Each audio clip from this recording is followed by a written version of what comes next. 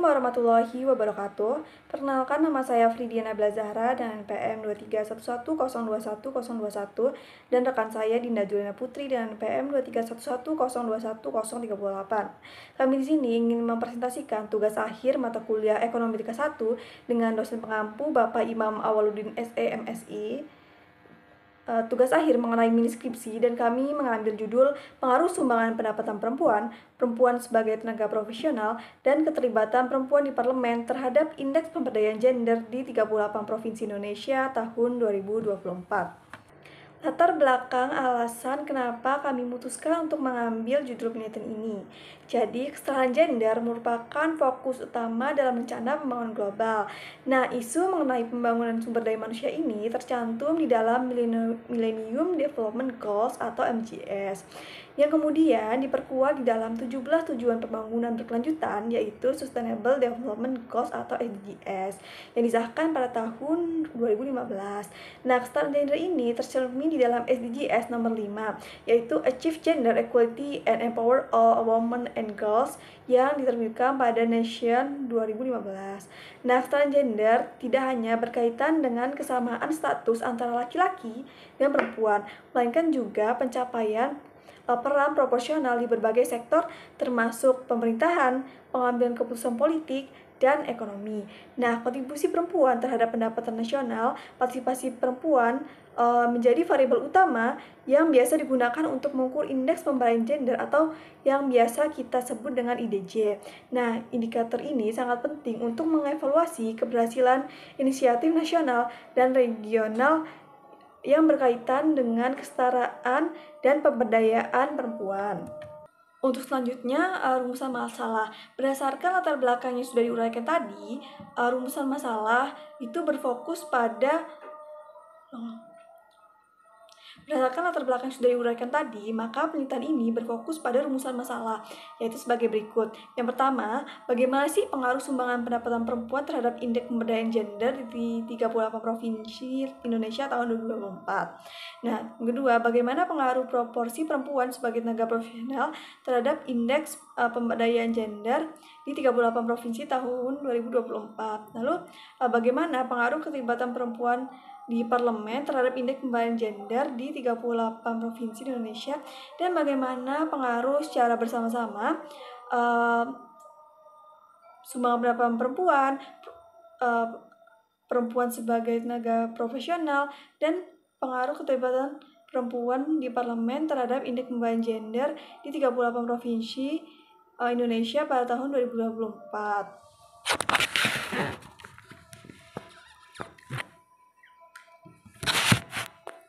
Lalu selanjutnya untuk tujuan penelitian. Jadi tujuan dari penelitian ini yaitu yang pertama, untuk menganalisis pengaruh sumbangan pendapatan perempuan terhadap indeks pemberdayaan gender di 38 provinsi Indonesia pada tahun 2024. Yang kedua, untuk menganalisis pengaruh proporsi perempuan sebagai tenaga profesional terhadap indeks pemberdayaan gender di 38 provinsi Indonesia tahun 2024.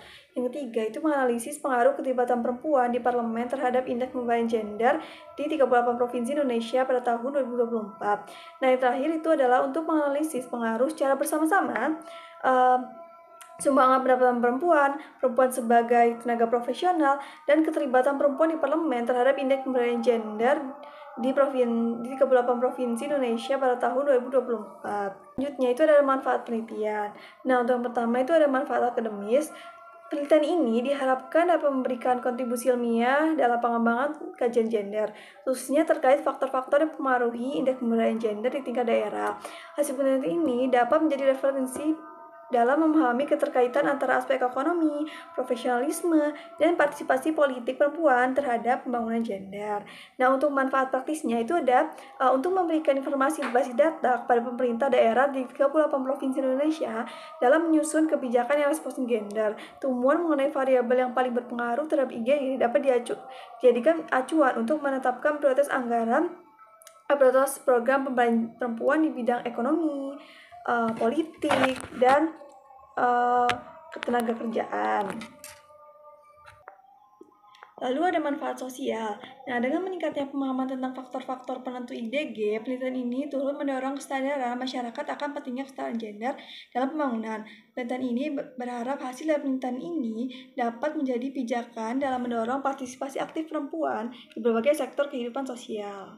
Membahas ruang lingkup dan jenis data.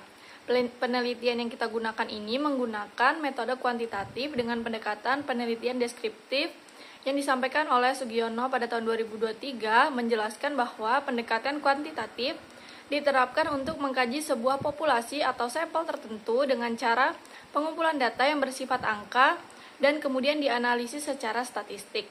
Tujuan utama dari penelitian ini adalah untuk memahami pengaruh sumbangan pendapatan perempuan sebagai tenaga profesional, serta keterlibatan perempuan di parlemen terhadap indeks pemberdayaan gender di 38 provinsi Indonesia tahun 2024. Periode ini dipilih karena menunjukkan keadaan setelah fase pemulihan pandemi COVID-19 dan lanjutan dari agenda Sustainable Development Goals atau SDGs, serta menggambarkan pencapaian serta hambatan terkini dalam upaya pemberdayaan perempuan di tengah perubahan sosial dan ekonomi, sehingga dapat memberikan pandangan mengenai situasi kesetaraan gender di Indonesia. Data yang digunakan dalam penelitian ini adalah data sekunder yang diambil dari publikasi resmi Badan Pusat Statistik atau BPS dan diproses menggunakan perangkat lunak ekonomi yaitu EFUS.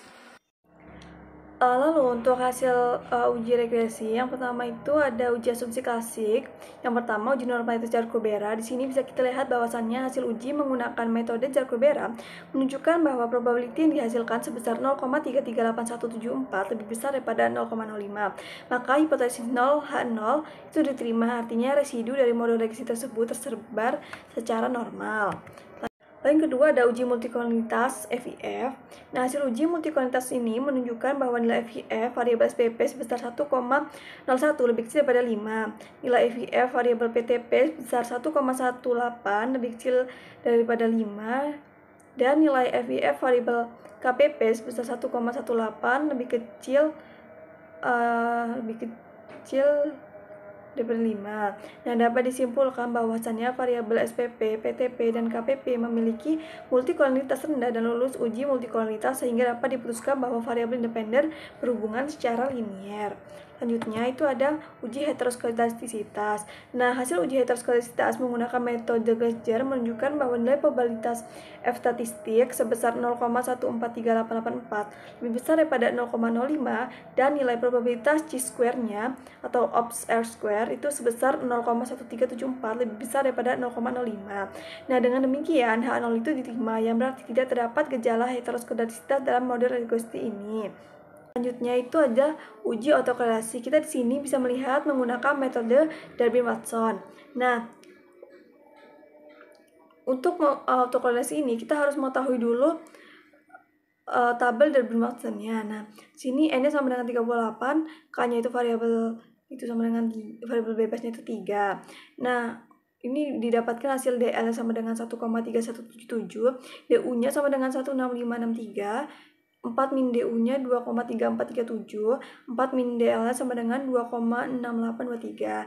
Nah, hasil yang didapatkan adalah DU lebih kecil daripada D, lebih kecil daripada 4, min DU sama dengan 1,6563 lebih kecil daripada 1,733359 lebih kecil daripada 2,3437. Maka dari itu dapat disimpulkan bahwasannya H0 itu diterima. Maka data yang digunakan itu tidak ada autokorelasi positif ataupun negatif. Artinya model regresi yang digunakan telah memenuhi asumsi klasik bebas autokorelasi, yang artinya residual dari satu pengamatan tidak berkorelasi dengan residual dari pengamatan lainnya. Selanjutnya kita akan masuk ke dalam pengujian hipotesis. Yang pertama itu ada uji T statistik. Bisa dilihat di tabel di sini. Kita akan mencari T tabelnya terlebih dahulu. Diketahui kan N-nya 38 dikurang 2 itu sama dengan 36. Nah, berdasarkan tabel distribusi T dengan signifikannya 0,05 atau 5%, didapatkan hasil T tabel sama dengan 2,0281. Selanjutnya itu uji T untuk variabel sumbangan pendapatan perempuan. Bisa dilihat bahwasannya di sini untuk kurvanya ini T tabelnya lebih kecil daripada tes statistiknya. Maka disimpulkan bahwasannya variabel sumbangan pendapatan perempuan memiliki nilai tes statistiknya lebih besar daripada tabel, dan nilai probabilitasnya juga lebih kecil daripada taraf signifikansinya.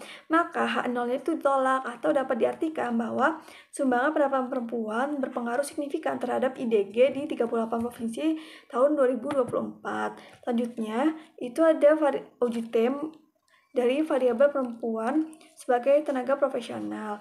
Nah, bisa dilihat di sini kurvanya itu lagi-lagi T tabelnya lebih kecil daripada T statistiknya. Di sini disimpulkan bahwasannya H0 itu ditolak, atau dapat diartikan bahwa variabel perempuan sebagai tenaga profesional berpengaruh signifikan terhadap indeks pemberdayaan gender. Selanjutnya itu ada uji T variabel keterlibatan perempuan di parlemen. Nah, di sini dilihat bahwasannya T tabelnya ini lebih kecil daripada T statistiknya. Dapat disimpulkan bahwasannya H0 ditolak, atau dapat diartikan variabel keterlibatan perempuan di parlemen itu berpengaruh signifikan terhadap indeks pemberdayaan gender. Selanjutnya itu ada uji F statistik. Di sini bisa kita lihat bahwasannya hasil uji F tabelnya itu lebih kecil daripada F statistiknya. Maka dapat disimpulkan bahwasannya H0 itu ditolak, yang artinya setidaknya ada satu variabel yang berpengaruh secara bersamaan dan signifikan terhadap variabel terikat, yaitu indeks pemberdayaan gender. Nah, selanjutnya itu ada uji koefisien determinasi atau R-square. Di sini bisa kita lihat bahwa nilai S-square-nya dan nilai adjust R-square-nya. Nah, di sini berdasarkan hasil perhitungan regresi model linier pada tabel di atas menunjukkan bahwa nilai R-square sebesar 0,905275, sedangkan adjust R-square sebesar 0,896916. Hal ini dapat diartikan bahwa variabel sumbangan pendapatan perempuan sebagai tenaga profesional dan keterlibatan perempuan di parlemen mampu untuk menjelaskan indeks pemberdayaan gender sebesar 90,52%, dan sisanya dijelaskan oleh variabel yang tidak disertakan di dalam model. Selanjutnya yaitu hasil penelitian. Untuk hasil estimasi regresi menunjukkan bahwa model digunakan untuk mengukur sumbangan pendapatan perempuan, keterlibatan perempuan sebagai tenaga profesional, dan keterlibatan perempuan di parlemen terhadap indeks pemberdayaan gender di Indonesia menghasilkan sama berikut. IDG sama dengan 27,7640 plus 0,5179 SPPI plus 0,2369 PTPI plus 0,7263 KPPI. Nah, persamaan regresi tersebut dibentuk berdasarkan data dari 38 observasi yang mencakup variabel-variabel relevan dalam penelitian ini. Nilai konstan besar 27,760 menunjukkan besaran IDG ketika seluruh variabel independennya itu adalah 0, yang menunjukkan bahwa masing-masing variabel menunjukkan kontribusi dan ceteris paribus. Lalu untuk hasil penelitian untuk pengaruh sumbangan pendapatan perempuan itu berdasarkan hasil regresi menunjukkan bahwa variabel sumbangan pendapatan perempuan itu menunjukkan pengaruh yang positif dan signifikan terhadap indeks pemberdayaan gender. Nilai koefisien regresinya itu sebesar 0,388 dengan nilai signifikansinya 0,003, yang dimana lebih kecil daripada 0,05. Nah, menunjukkan bahwa peningkatan kontribusi perempuan itu terhadap pendapatan rumah tangga sebesar 1% akan meningkatkan IDG sebesar 0,388% dengan asumsi ceteris paribus. Lalu pengaruh perempuan sebagai tenaga profesional terhadap indeks pemberdayaan gender itu menunjukkan pengaruh yang positif dan signifikan. Nilai koefisien regresi sebesar 0,3412183 dan signifikansinya sebesar 0,0089, yang dimana lebih kecil daripada 0,05, menegaskan bahwasannya peningkatan 1% perempuan yang bekerja sebagai tenaga profesional akan meningkatkan 1% perempuan yang bekerja meningkatkan nilai IDG sebesar 0,3042%, yang dengan asumsi ceteris paribus. Dengan demikian, hipotesis penelitian ini diterima. Selanjutnya untuk variabel keterlibatan perempuan di parlemen ini memiliki pengaruh yang positif dan signifikan terhadap indeks pemberdayaan gender.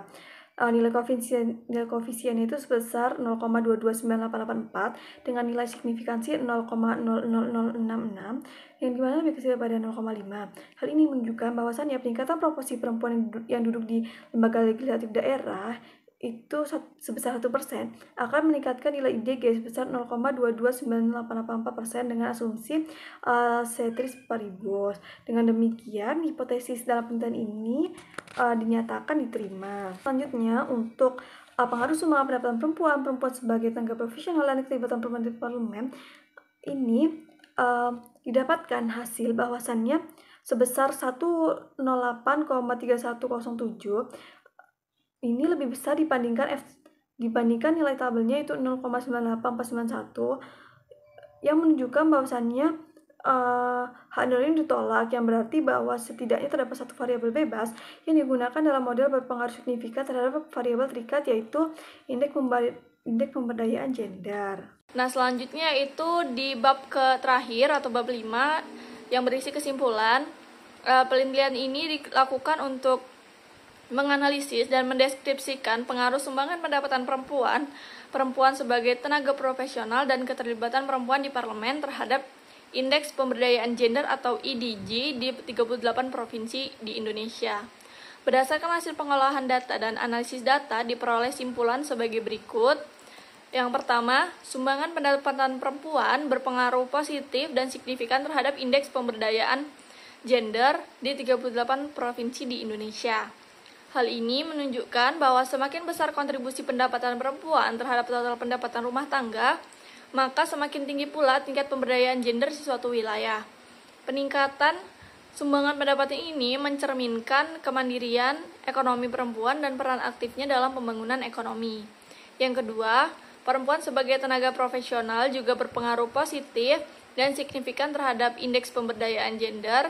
Semakin tinggi proporsi perempuan yang bekerja dalam bidang profesional dan teknis, semakin besar pula kontribusi mereka dalam mendukung kesetaraan gender di sektor formal. Hal ini menggambarkan peningkatan kualitas sumber daya manusia perempuan yang mampu berkompetensi dan berkontribusi di berbagai sektor pembangunan. Yang ketiga, yaitu keterlibatan pembangunan di parlemen menunjukkan pengaruh positif dan signifikan terhadap indeks pemberdayaan gender. Keterwakilan perempuan dalam lembaga legislatif merupakan indikator penting dalam penguatan suara dan kepentingan perempuan dalam perumusan kebijakan publik. Hal ini menjadi bukti bahwa perempuan memiliki peran strategis dalam pengambilan keputusan di politik di tingkat daerah maupun nasional. Yang keempat, secara bersamaan ketiga variabel bebas yang digunakan dalam penelitian ini terbukti berpengaruh signifikan terhadap indeks pemberdayaan gender di Indonesia pada periode 2013 sampai dengan 2022.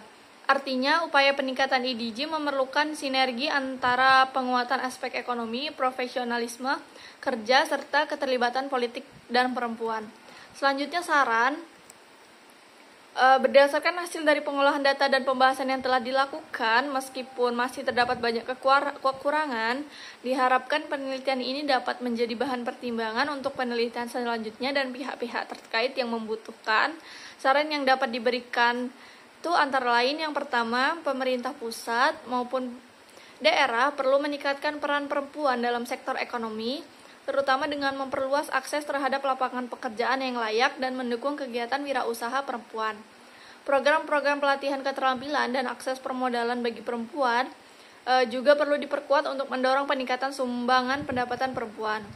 Yang kedua, perlu adanya strategi terpadu untuk mendorong perempuan agar lebih banyak terlibat sebagai tenaga profesional. Hal ini dapat dilakukan melalui peningkatan akses pendidikan tinggi, pelatihan teknis, serta penciptaan lingkungan kerja yang mendukung kesetaraan dan bebas diskriminasi gender. Yang ketiga, yaitu keterlibatan perempuan dalam parlemen perlu terus didorong melalui kebijakan afirmatif dan peningkatan kapasitas kepemimpinan politik bagi perempuan. Pemerintah dan partai politik diharapkan dapat memberikan ruang yang lebih luas bagi perempuan dalam pencalonan legislatif, serta memperkuat peran mereka dalam proses legislasi yang responsif gender. Yang keempat, yaitu penelitian selanjutnya disarankan untuk mengembangkan model dengan memasukkan dimensi tambahan seperti akses perempuan terhadap pendidikan tinggi, layanan kesehatan reproduksi, dan aspek sosial yaitu yang dapat mempengaruhi indeks pemberdayaan gender. Selain itu, penggunaan metode yang lebih bervariasi dapat memberikan hasil yang lebih spesifik dan mendalam. Sekian dari saya akhiri. Wassalamualaikum warahmatullahi wabarakatuh.